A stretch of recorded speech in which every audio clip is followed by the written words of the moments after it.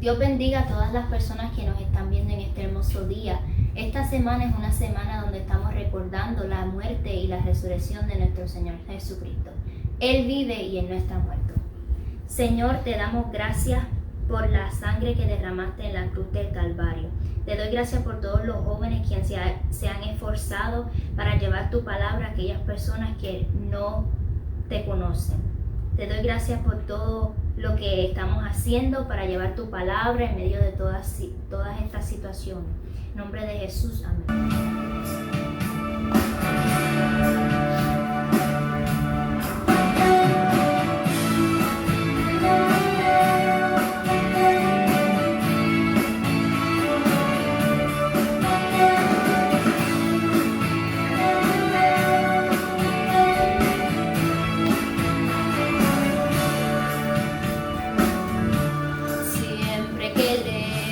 La historia de Cristo me pongo a pensar con gran emoción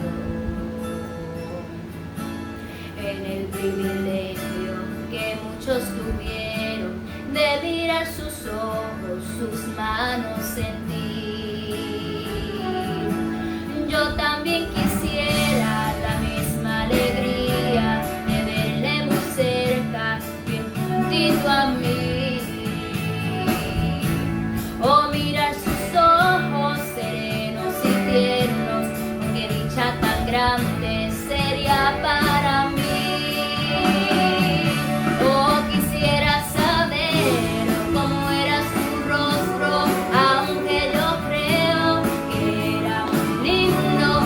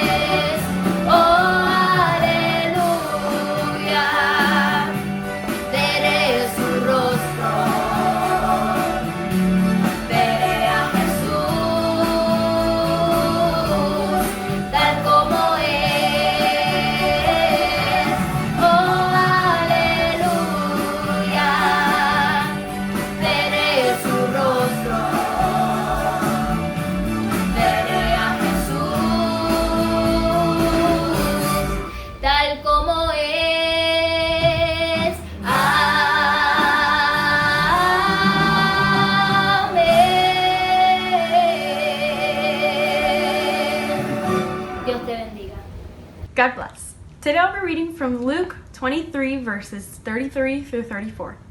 And it reads in the name of the Father, the Son, and the Holy Spirit. And when they had come to the place called Calvary, there they crucified him and the criminals, one on the right hand and the other on the left. Then Jesus said, Father, forgive them, for they do not know what they do. And they divided his garments and cast lots. Jesus forgave the people who were crucifying him because they were ignorant of their actions.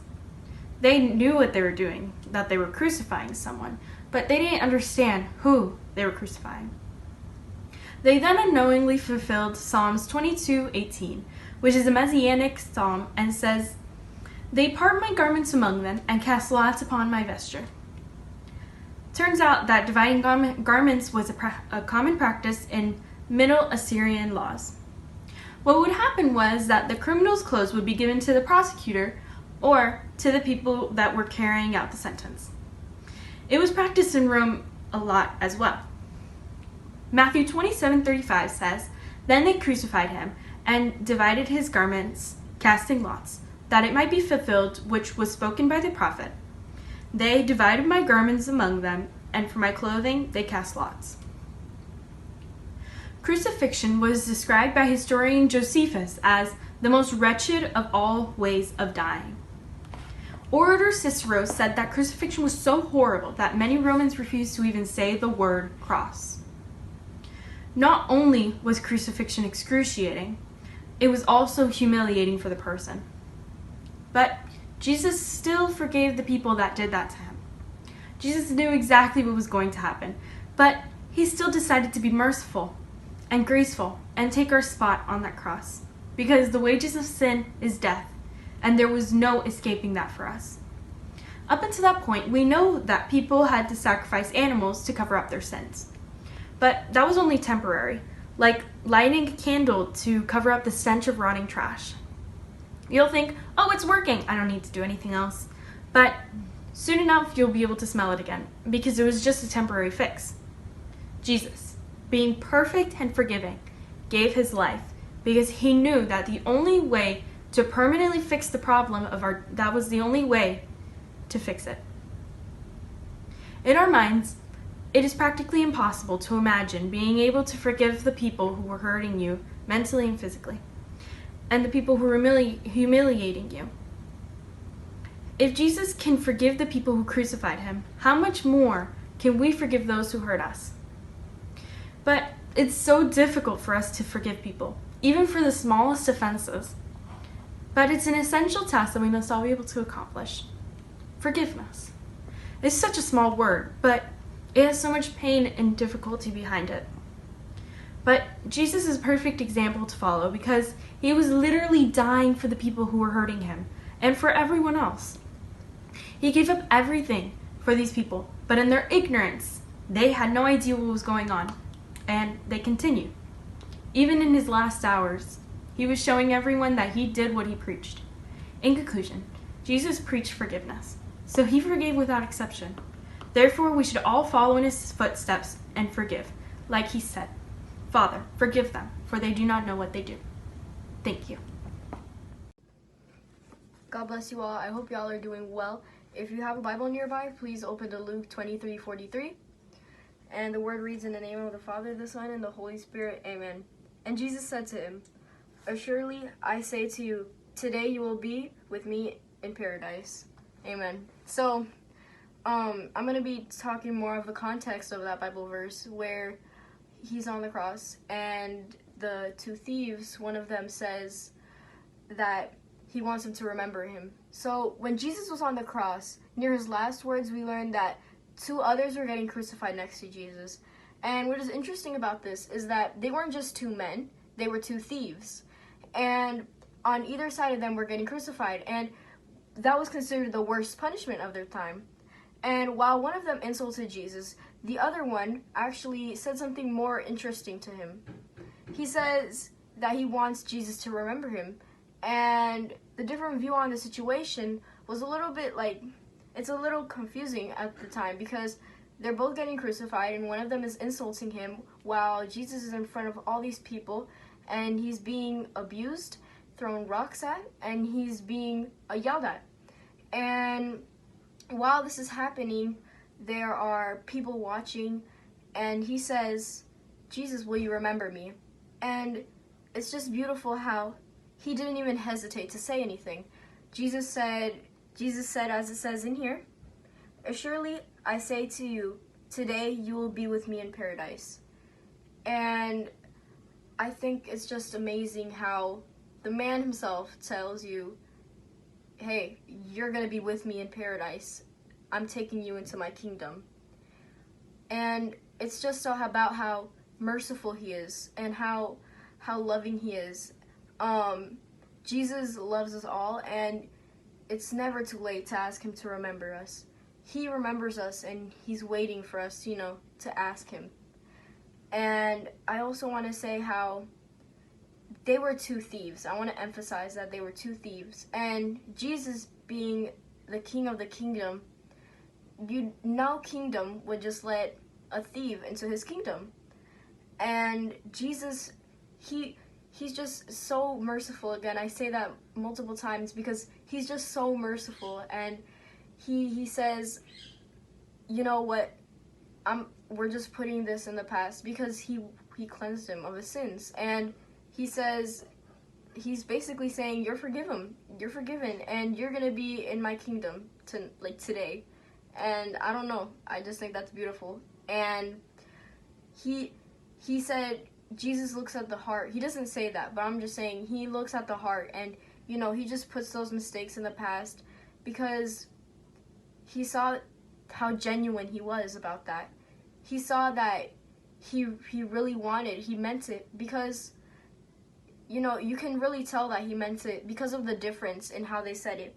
And if you go back a few verses, he says, Lord, remember me when you come into your kingdom. While the other one says, if you are the Christ, save yourself. And it's just such a difference between the two things they're saying, that you understand that he also says, do you not fear God, seeing you are under the same condemnation? And yeah, because they're all going through the same thing, but Jesus obviously, going through worse because, he's the king, or the son of God, but, it's how merciful he was at the moment about it. Because you gotta think, if you're being abused by the people in front of you, you're being called names, and, people don't believe in you, and it's all going down, it's all falling down. Jesus was human. Jesus, although he was God himself, he was still human. He still felt what we felt. And it's his patience that inspires, and it's just beautiful how merciful he was about letting him into his kingdom like that. And so yeah, that's it. God bless you guys. I'll see you guys later. God bless you all. My name is Adriana Garcia, and I'm going to first start off by reading the scripture, which can be found in John chapter 19, verses 26 and 27. And it reads like so: in the name of the Father, the Son, and the Holy Spirit, amen. When Jesus saw his mother and the disciple whom he loved standing nearby, he said to his mother, Woman, behold your son. Then he said to the disciple, Behold your mother. And from that hour the disciple took her to his own home. Now I'm going to be preaching under the title, He Takes Care. We see that Jesus is on the cross right now, and he's going through an immense pain. And as he's going through this, and as he's slowly dying, he looks down and he sees two people that are very close and very dear to his heart. He sees John, who can be referred to as the beloved one. And in the book of John, he actually refers to himself as the disciple who Jesus loved. Now, John could be considered one of the closest among the 12 to Jesus. He was part of the inner circle with Peter and with James, and in the Bible it actually says that John would rest his head onto Jesus. He was one of the only disciples that appeared at the crucifixion, and I could just imagine the amount of pain that he was feeling at that moment, looking at this that the teacher and seeing him the way that he was. Now, Jesus also looks and he sees his mother. Now, this pain is something that I couldn't even imagine myself. I'm not a mother myself, so I can't speak for her, but imagining how it must have felt like would be indescribable.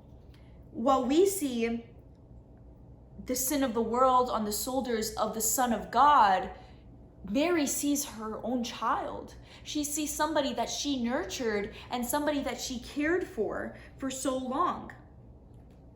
And she was heartbroken, some could say. This was a fulfillment of the prophecy that was given by Simeon. Now, Simeon was a man told by the Holy Spirit many years before that he would not die until he saw the Messiah.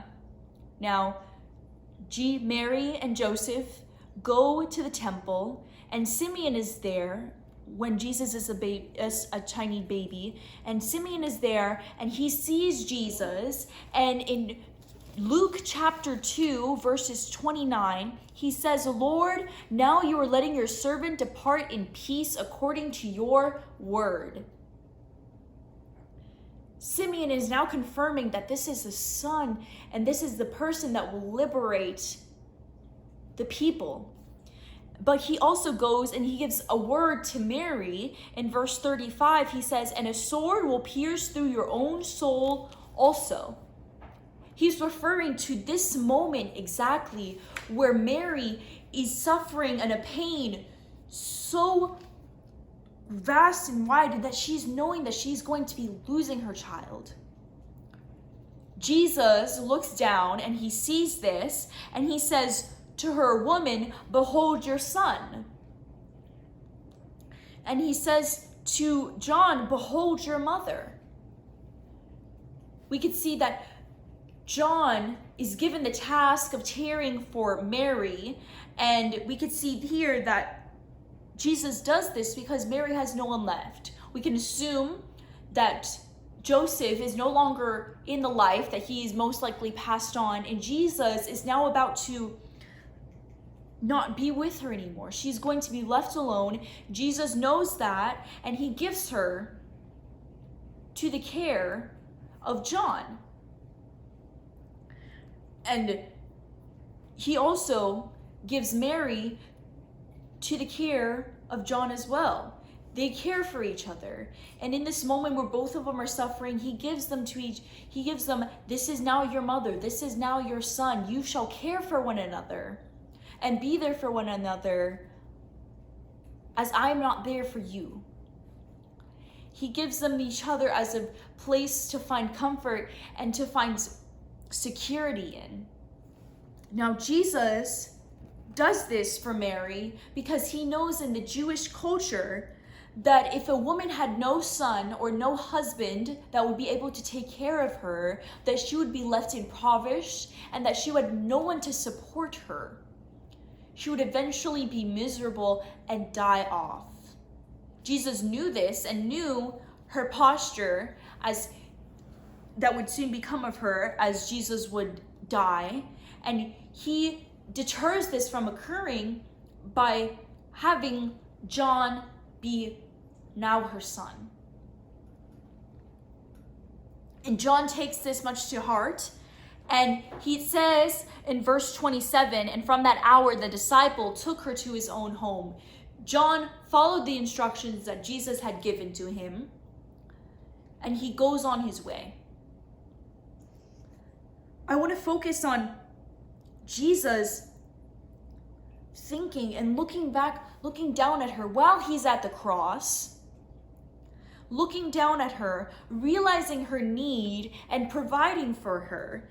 Even in his pain and in his suffering, he cared for the well-being of his mother. And he does the same thing for us each and every day. He cares about us. He watches over us.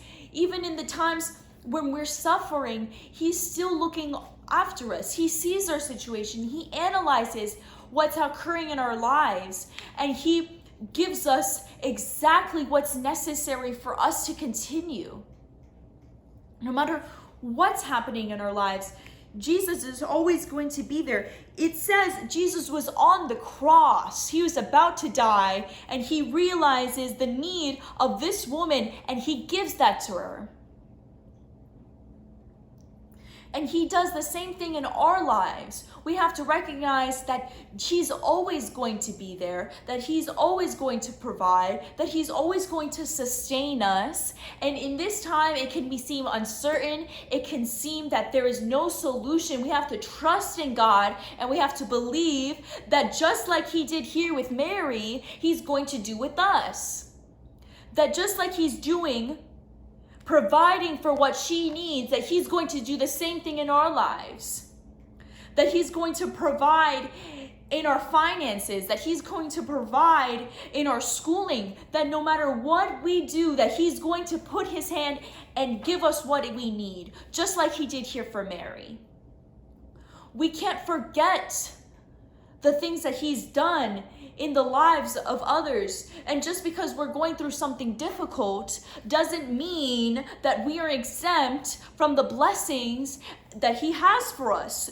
Mary, at this point in time, was going through what was probably the most difficult moment in her life. Simeon proclaimed that a sword will pierce her soul. She was going through something that was probably the most toughest thing that she will ever go through, and the Lord was giving her peace and solace in that moment by providing John for her. And we have to realize that Jesus does the same thing in our lives, and that he continues to do the same thing in our lives. He is the same yesterday, today, and tomorrow.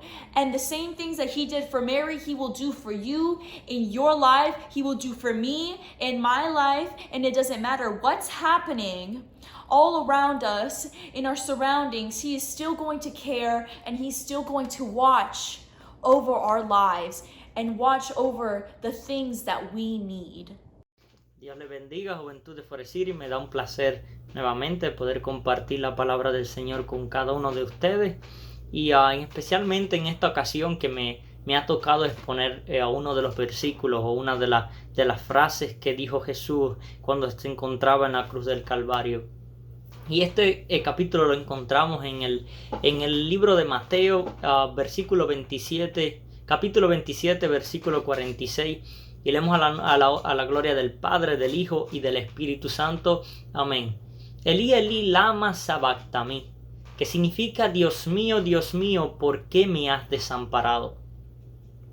Mateo 27, 46 es una de las palabras donde Jesús podemos ver el dolor inmenso que él estaba sufriendo, pero no solamente eso, sino también el que Jesús estaba diciendo estas palabras porque él se estaba refiriendo especialmente a un versículo que encontramos en la Biblia, un capítulo que se encuentra en el libro de los Salmos, capítulo 22, versículo 1, que dice las mismas palabras que Jesús estaba diciendo en esa ocasión. Dios mío, ¿por qué me has desamparado?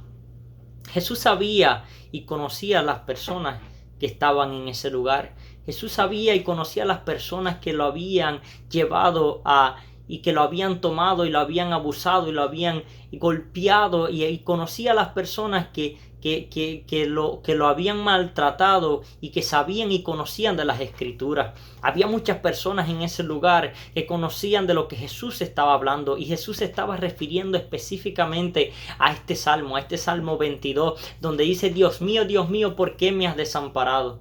Se conoce este salmo como un salmo mesiánico.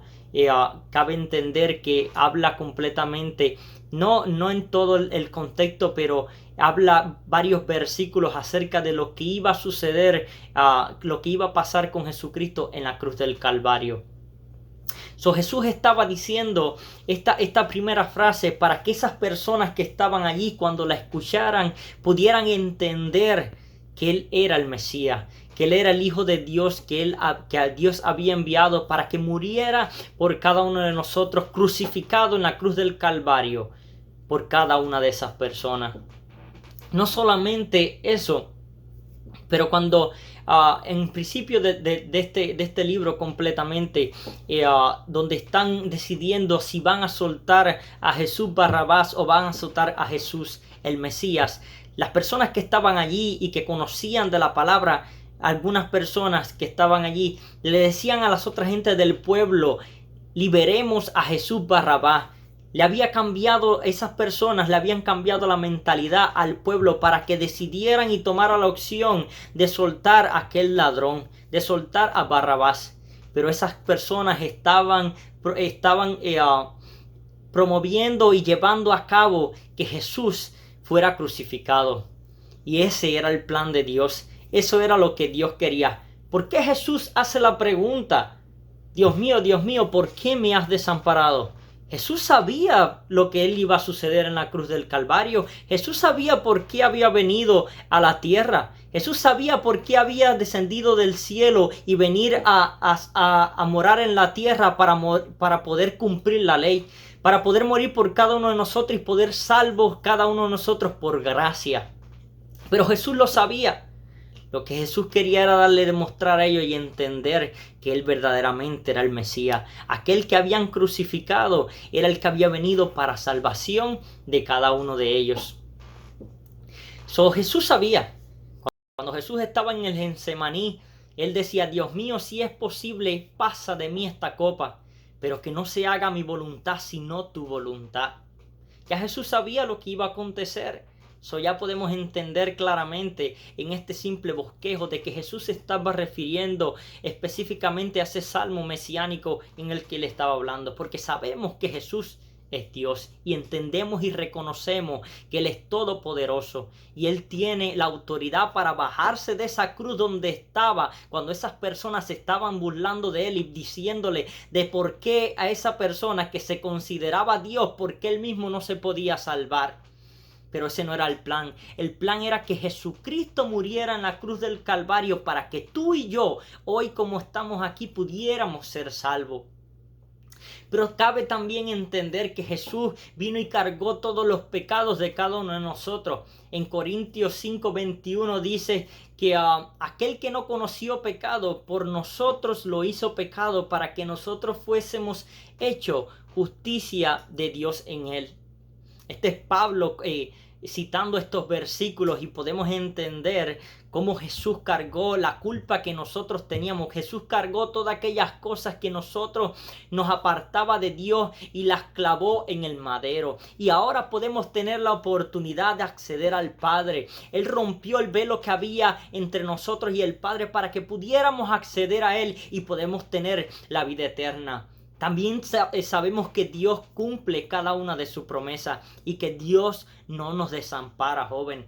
Dios siempre está con cada uno de nosotros, pero nuestra fe tiene que estar fortalecida en lo que Él hizo en la cruz del Calvario. Nosotros tenemos que estar completamente seguros que lo que Jesús hizo no fue en vano. Jesús lo hizo por cada uno de nosotros. Jesús lo hizo por amor a nosotros. Tenemos que aprender a valorar la cruz. Tenemos que aprender a valorar el significado que tiene para cada uno de nosotros tomar la cruz y dejarlo todo y seguirlo a Él solamente. Amarlo, respetarlo y buscar de su palabra, buscar de su camino, que es uno solo. Porque Él dijo: yo soy el camino, la verdad y la vida. Y nadie va al Padre si no es por mí. Él nos dio esa oportunidad de poder acceder a Él. Él nos dio esa oportunidad de quitar todo ese pecado que nos condenaba y darnos la oportunidad de poder acceder a la salvación y adorar al Señor por la vida eterna. En Deuteronomio dice de esta manera: esforzaos y cobrad ánimo, no temáis ni tengáis miedo de ellos, porque Jehová tu Dios es el que va contigo, no te dejará ni te desamparará. Dios no nos desampara, joven. Dios siempre está con nosotros en medio de la agonía, en medio de cada una de las situaciones que estamos viviendo, especialmente en este momento. Dios es fiel y Dios está con cada uno de nosotros. Él nos ama y nos quiere celosamente. Y Él nos ama con un amor incondicional. Joven, les incito a cada uno de nosotros que podamos valorar lo que hizo Jesús en la cruz del Calvario. Que Dios me lo bendiga, jóvenes, y que el Señor les siga fortaleciendo en la fe y que la paz de Dios sea con cada uno de ustedes. Dios les bendiga. Dios te bendiga, Juventud de Forest City. Gracias le damos al Señor porque nos da el privilegio de poderme expresar una vez más. Y en esta ocasión con la quinta palabra, tengo sed. Libro de Juan capítulo 19, versículo 28 dice así, de esta manera en el nombre del Padre, del Hijo y del Espíritu Santo. Amén. Después de esto, sabiendo Jesús que ya todo estaba consumado, dijo, para que se cumpliese la Escritura, tengo sed. Es interesante saber que Jesús expresa estas palabras en negación de sí mismo. ¿Por qué? La palabra se dice como que Él estaba pidiendo para Él, pero antes de todo esto, Jesús se encargó de pedir primero por todos los que estaban a su alrededor. Se encargó de pedir por su madre cuando dijo, madre, y aquí tu hijo, hijo, y aquí tu madre. El que se encontraba a su lado, que se arrepintió, le dijo, desde hoy estarás conmigo en el paraíso. A sus enemigos le dijo, Padre, perdónalos porque no saben lo que hacen. Y luego Jesús expresa esta necesidad personal y dice, tengo sed. Aún entendiendo su naturaleza humana, que Jesús fue hombre como nosotros, que sintió como nosotros, que tuvo una corona de espinas y tuvo que cargar la cruz, teniendo toda esta necesidad, acuerdo a que había sangrado mucho, sentía dolor, quizás la calor, tenía una fiebre muy alta, todo esto, este sufrimiento lo causó expresar estas palabras y decir, tengo sed. Como humanos podemos entender que tenía esa necesidad, que necesitaba, ¿verdad? Pero me llama la atención que Jesús se encargó primero de pedir por todos los anteriores y luego expresar su necesidad. Así es como un rol de nosotros, enseñarnos a orar, primero pedir por los demás y luego pedir por la necesidad nuestra. Asimismo Jesús lo estaba expresando en esta ocasión. Me gusta esto porque en su necesidad física tenía sed, pero me gusta el que en su necesidad espiritual dijo estas palabras, tengo sed para que el propósito de Dios se haga cumplido en la tierra. Tengo sed para manifestar la gloria de Dios en la tierra. Tengo sed porque quiero que el propósito de Dios se cumpla. Asimismo, quiero introducirte estas palabras. Teniendo la sed de que el propósito de Dios se cumpliese, podemos decir como el Salmo 42, versículo 2, que dice, mi alma tiene sed de Dios, del Dios viviente, expresaba el salmista, la sed que te lleva a querer anhelar a Dios como nunca antes, la sed que te lleva a anhelar el propósito de Dios en nuestras vidas. El salmista también expresaba, Jehová cumplirá su propósito en mí. Esta es la sed que te estoy hablando y que Jesús tanto en lo físico lo anhelaba, pero en lo espiritual anhelaba la voluntad de Dios. Quiero cerrar rápidamente con esto. Quiero que tú entiendas estas cositas. La sed que debemos nosotros de tener es que se cumpla el propósito de Dios en nuestras vidas, de conocer a Dios a más profundidad. Abro paréntesis con esta línea de pensamiento. Es que si en este tiempo que estamos viviendo, tu relación con Dios, la sed de que Jehová cumpla su propósito en ti, si en este tiempo no descubres algo nuevo de parte de Dios, no fue el tiempo, sino la disciplina. Vamos, yo quiero hablar con un joven que tenga la disciplina de reconocer, mi sed es que se cumpla el propósito de Dios. Mi sed es de conocer a Dios y que Dios me demuestre algo nuevo cada mañana a través de su palabra, de la relación entre Él y yo. Yo quiero hablar con alguien que tiene sed de tener una disciplina recta para ver algo nuevo de parte de Dios. En esta noche quiero aconsejarte, quiero decirte que tu sed sea que el propósito de Dios se cumpla en tu vida y en la tierra. Dios te bendiga, Dios te guarde y la paz de Dios sea con cada uno de ustedes. Un abrazo. Dios los bendiga, hermanos en la fe. En el día de hoy se me dio la oportunidad de hablar de la sexta palabra de Cristo en la cruz del Calvario, la cual se encuentra en el Evangelio de Juan, capítulo 19, verso 30, el cual dice, cuando Jesús hubo tomado el vinagre, dijo, consumado es. Y habiendo inclinado la cabeza, entregó su espíritu.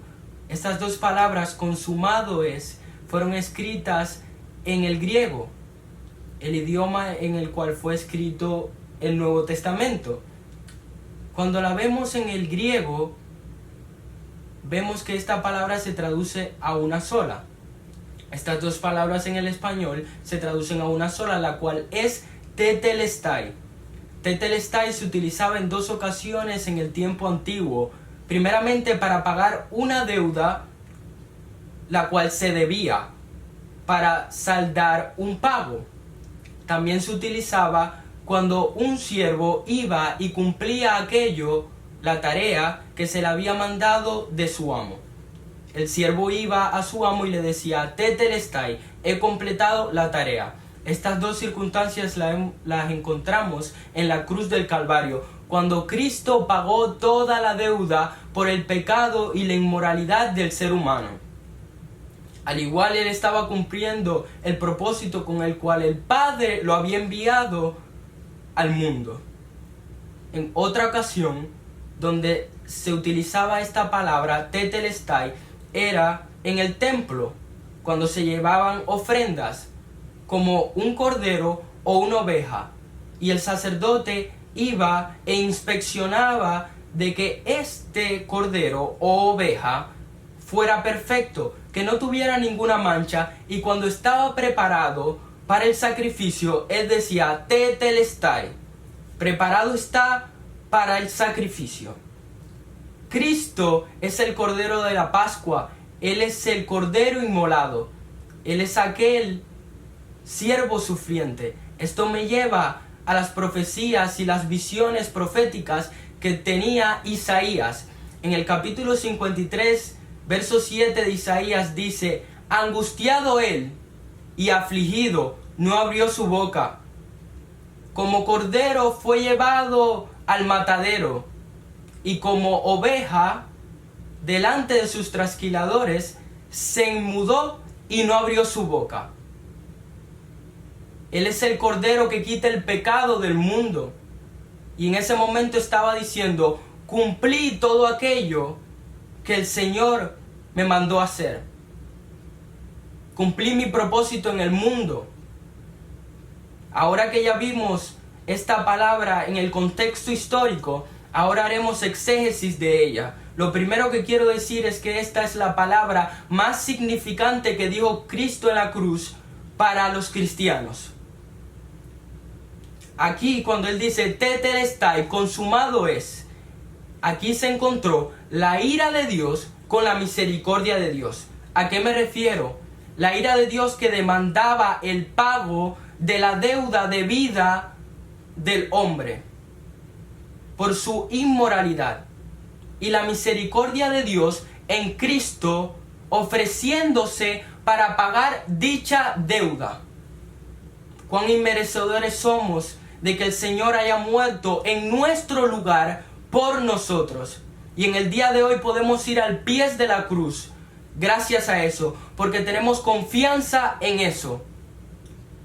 En el día de hoy el pecador se puede acercar al pie de la cruz y decir, perdóname porque soy un mentiroso, y Él decirte, cancelada tu deuda. La prostituta puede ir y decirle, perdóname porque he cometido prostitución, y Él decirte, cancelada tu deuda. El adúltero ir y decir, perdóname porque soy un adúltero, y Él decirle, cancelada tu deuda, perdono tus pecados, ve con paz, hijo. Asimismo el homosexual, asimismo el que ve pornografía, asimismo todo tipo de pecado fue cubrido en la cruz.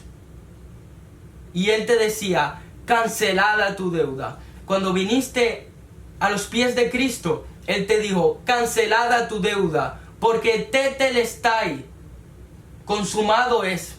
Su obra ya fue terminada. No comprendo, es inconcebible de que pensemos de que podemos contribuir al perdón de nuestros pecados. Es inconcebible pensar de que podemos contribuir a nuestra salvación a la luz de esta palabra, porque ya se terminó todo el trabajo. Ya Cristo lo hizo. A veces pensamos que comportándonos bien, orando, haciendo o contribuyendo con nuestros esfuerzos o monetariamente, podemos justificarnos de alguna manera y contribuir en nuestra salvación, añadir a nuestra salvación. Pero eso es incorrecto porque ya Cristo lo hizo todo. Tetelestai, Él lo hizo todo. Es inconcebible pensar de que podemos ganar aquel regalo inmerecido, porque la gracia, el origen de la gracia es inmerecido. Por esta razón no podemos medir la gracia por lo que produce, sino por su propio origen, su propia naturaleza.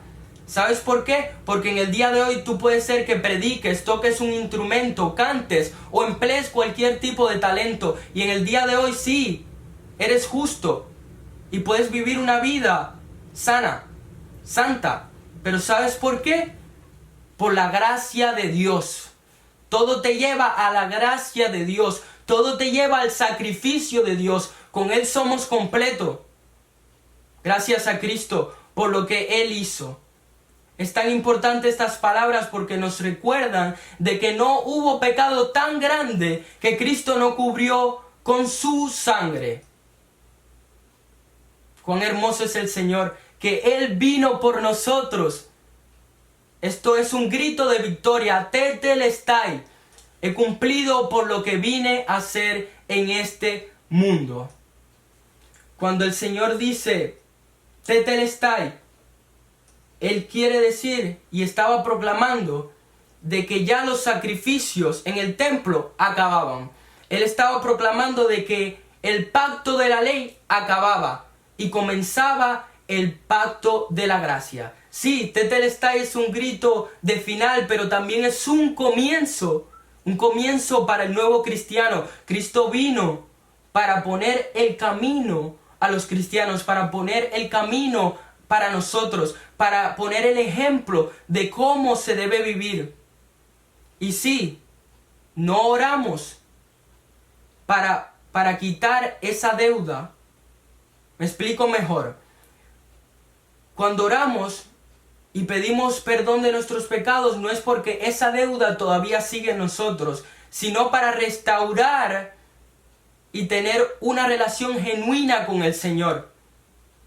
No hay ningún hecho, no hay nada que tú puedas hacer para alcanzar la misericordia del Señor. Ahora, en conclusión, quiero hablar sobre qué tú estarías dispuesto a hacer por Él. ¿Estarás dispuesto a hacer la voluntad de Él? Y al final de tu carrera, al final de tu vida, decir como Cristo, Tetelestai, he cumplido aquello, lo que me ha mandado el Señor. He cumplido el propósito y he vivido el propósito con el cual el Señor me envió a la tierra. Voy a estar dispuesto a decir como Pablo, decir, he peleado la buena batalla, he acabado la carrera, he guardado la fe. ¿Vas a poder decir eso? Hermano, para poder decir eso, primeramente tienes que cumplir la voluntad del Señor, así como Cristo lo hizo en la cruz del Calvario. Porque Él se sometió a la voluntad de su Padre. Asimismo nosotros debemos orar como Él hizo en el huerto de Getsemaní, cuando dijo, Padre, si tú quieres, pasa esta copa de mí, pero no hagas mi voluntad, sino la tuya.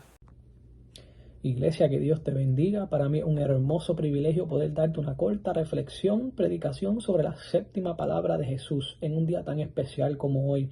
Sé que ya hemos escuchado las 6 palabras anteriores por parte de cada uno de estos jóvenes y sé que han sido de bendición. Pero ahora quiero hablarte brevemente con un enfoque un poco diferente sobre la séptima palabra de Jesús. Sé que hemos escuchado este mensaje en muchas ocasiones, pero yo sentía mientras lo estudiaba que aún había un mensaje o algo escondido que yo no había aprendido y quería poder compartirlo con ustedes. Así que en esta hora me verán haciendo un enfoque un poco diferente, pero confío que será de bendición. Sabemos que en este entonces Jesús ya se encontraba al final de su ministerio.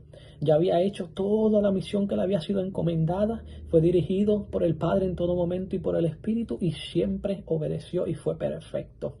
Pero entonces Jesús pasa a decir en Lucas 23:46, dice, entonces Jesús, clamando a gran voz, dijo, Padre, en tus manos encomiendo mi espíritu. Y habiendo dicho esto, expiró. Para mí estas son palabras poderosas y cruciales tanto para el cristiano de aquel entonces como el de ahora. Y te voy a explicar por qué. La primera parte que me llama la atención es cuando dice Jesús clamando a gran voz. Me impresiona que hayan utilizado la palabra clamando. La palabra clamar proviene de shabak en el original. Y una de las definiciones era más que un volumen normal de comunicación. O sea, que era una comunicación mayor a la que estamos acostumbrados a escuchar. O sea, Jesús se encontraba crucificado en una posición de sufrimiento. Pero a pesar de estar en una posición de sufrimiento, él pudo utilizar una comunicación mayor con fuerzas. Sí, porque a gran voz, porque en ningún momento, a pesar de estar en esa posición, él fue derrotado. Al contrario, donde muchos pensaron que él había sido vencido, fue cuando él obtuvo una gran victoria y entonces pasaría a ser exaltado y a recibir el nombre sobre todo nombre. Por lo tanto, su clamor fue una señal de victoria, la cual la confirmó. Y aquí te voy a dar la primera frase de la corta reflexión. Dice, Cristo clamó con fuerzas porque no fue vencido. Él fue quien venció. Pero la segunda parte dice, Padre. Aquí vemos que Jesús vuelve a referirse a Dios como su Padre y no como Señor en la vez anterior. Me parece que quizás en la parte humana de Cristo, porque Él fue divino, omnipotente, pero también tuvo su parte humana. Porque dice la Biblia que el verbo fue hecho carne, en la carne fue que Él llevó nuestros pecados. Por lo tanto, Jesús está volviendo a reconocer la identidad de aquel que lo había de recibir ahora que ya estaba todo culminado. Me parece interesante que quizás en aquel entonces en su carne la conexión quizás se había desconectado un poco, pero al Él volver a decir Padre, eso nos demuestra que la conexión no se rompió por completo en ningún momento. Al contrario, Él sabía el que lo estaba esperando. Y la frase que tengo para esta segunda parte es, al comienzo el Padre fue quien le habló al Hijo cuando fue bautizado, pero ahora fue el Hijo quien le habló al Padre en señal de victoria. Es como si estuviera diciendo, Padre, lo logré. Pero después que Él dice, Padre, dice, en tus manos. La palabra en tus manos, el término manos en esta ocasión también se refiere más a la voluntad y al cuidado de Dios. La frase que voy a utilizar para explicar esta sería, Jesús está depositándose en las manos de Dios para aceptar su perfecta e inefable voluntad. Jesús nos está demostrando que a pesar de que estemos en una posición de sufrimiento o una posición donde pensemos que somos derrotados, aún es posible encomendar nuestras vidas y todo lo que estemos pasando en las manos del Señor para que Él tome el control absoluto y su voluntad pueda ser hecha y cuidar y protegernos. Pero después que dice en tus manos, dice encomiendo. Y me sorprende que también hayan utilizado este término en específico. Cuando estaba estudiando la palabra y vi las definiciones que tiene, pude entender esto. Pude entender que lo que se encomienda no se pierde, sino que se guarda para siempre. Esa es una de las razones por la cual Jesús dice, encomiendo mi espíritu. Pero mira esto, no solo aprendí que tenía solamente ese significado, sino que en cierta manera al Jesús expresarse con ese término también está alabando al Padre en cierta manera. Sí, porque otra de las definiciones en el original de esa palabra es alabar, to praise en inglés. Me impresiona que Jesús, aún en su último momento, aún estando crucificado, entregó una última alabanza al Padre. Aún estando crucificado y en el último momento, Él se encomienda, pero también alaba a nuestro Padre. Pues no olvidemos que somos barro y Él siempre será el alfarero. Pero luego a lo último dice, encomiendo mi espíritu. Esta palabra proviene del hebreo ruach y del griego neuma. La palabra tiene muchas definiciones, pero en el contexto como tal se refiere al aliento. Jesús está entregando su último respiro, su vida. Lo poquito que le quedaba, su fuerza ya, esto es lo que le está entregando al Padre, su todo en absoluto. Pero me pareció muy interesante que usualmente en las crucifixiones la persona luego de morir era que entonces ellos inclinaban su rostro. Pero Jesús era que entonces ellos inclinaban su rostro. Pero Jesús, dice en Juan, que Él inclinó su rostro primero y luego expiró y entregó su espíritu. No sé si lo puedes captar, pero esto a mí me demuestra que Cristo siempre estuvo en control de la situación y de todo lo que estaba pasando a pesar de estar crucificado. Sí, porque Él estuvo en la posición de crucificado, pero ni la cruz ni el mundo tomaron posesión de Él. No sé si alguien puede darse cuenta de lo que yo estoy hablando, pero lo que muchos vieron como una humillación y una derrota, yo lo veo como una exaltación y una gran victoria, porque no sabían lo que iba a suceder luego. No sabían que ese mismo que habían visto crucificado resucitaría días después, porque ni la tumba ni la muerte pudieron con Él. Hoy yo vine a recordarte una vez más que ya Él venció. Venció por ti y venció por mí. Sí, porque Él no está muerto, Él todavía vive. Ese mismo Cristo que venció es el que viene pronto a buscar su iglesia. La iglesia que nació luego de este suceso. La iglesia que tú y yo formamos hoy gracias a eso que Él hizo por nosotros. Yo no sé cuántos le esperan, pero siempre que medito en su venida, siento una presencia demasiado especial. Él todavía vive y nos recuerda que el precio ya fue pagado. Quiero decirte que físicamente ya no está con nosotros, pero Él nos ha dejado el Consolador. Sí, el que va a estar ahí para acompañarnos hasta lo último. No olvides que Cristo hizo todo esto con amor, y a pesar de la posición que nos encontremos, especialmente hoy con esto de la situación que estamos viviendo, no olvidemos que Él siempre está en control y que el Padre nunca abandonó a su Hijo. Por lo tanto, Él tampoco nos va a abandonar a nosotros. Para concluir con esta última frase te dejo. Gracias a que Cristo venció por ti y por mí, hoy día tú y yo también podemos vencer y ser salvos. Te exhorto y te reto a que en este día tú le des gracias al Señor de todo corazón. No olvides el sacrificio que Él hizo. Dediquémosle nuestro mejor al Señor en este día y en estos tiempos. Y yo sé que por más oscuro que se pueda ver este caminar, veremos la luz. Veremos el destino final y sé que en el nombre de Jesús seremos levantados. Mi alma adora al Señor. Espero que esta corta palabra haya sido de bendición. Hasta aquí mi parte, porque ya me pasé de tiempo. Un abrazo y un saludo de mi parte y espero verlos pronto. Que el Señor les bendiga.